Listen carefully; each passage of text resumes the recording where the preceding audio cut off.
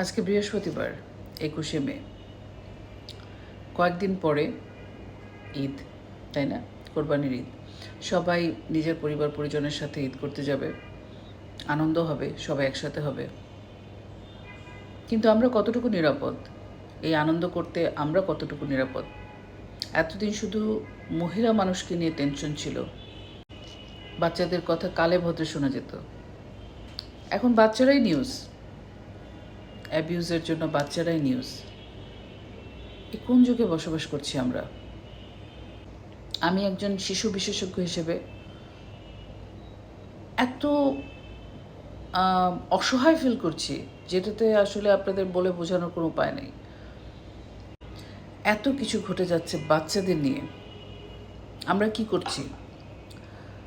অন্তত নিজেদেরকে সেভ করার চেষ্টা তো আমাদেরই করতে হবে, তাই না? আমি যে ভিডিওগুলো দেই, সেই ভিডিওগুলো হচ্ছে নিজেদের সচেতনতা বাড়ানোর জন্য, নিজেদেরকে সুস্থ রাখার যেই ছোটো ছোটো পদক্ষেপগুলো আছে, যেগুলো আমরা একটু সচেতন হলেই ঠিক করতে পারি, বাচ্চাগুলোকে সুস্থ রাখতে পারি, সেই হিসেবে আপনাদেরকে সাহায্য করার জন্য। কিন্তু দ্য বিগ ফ্যাক্ট ইজ, আপনারা কি আপনাদের বাচ্চাগুলোকে আসলে সুস্থ রাখতে চান? হেলদি একটা ফিউচার দিতে চান? তাহলে এখনই সময় আরও বেশি শক্ত হওয়ার, আরও বেশি সচেতন হওয়ার, আরও বেশি লুক আফটার করার, বাচ্চাগুলোকে দেখাশোনা করার।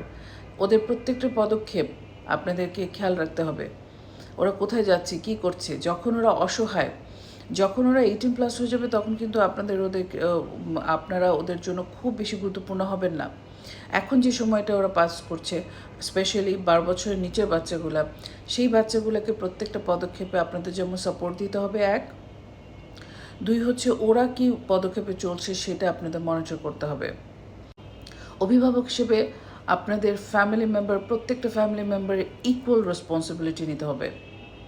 বাচ্চাটার জন্ম 0 ডে থেকে যেমন আপনারা বাচ্চাদেরকে দুধ খাওয়ান ফর সার্ভাইভাল, বেঁচে থাকার জন্য, তেমন হচ্ছে বাচ্চাটা যদি মেয়ে বাচ্চা হয় বা ছেলে বাচ্চা হয়, বাচ্চাটাকে যদি মাদ্রাসায় দেন, অবশ্যই বাচ্চাটার প্রত্যেকটা জিনিস আপনি খেয়াল করবেন, চুল থেকে পায়ের নখ পর্যন্ত।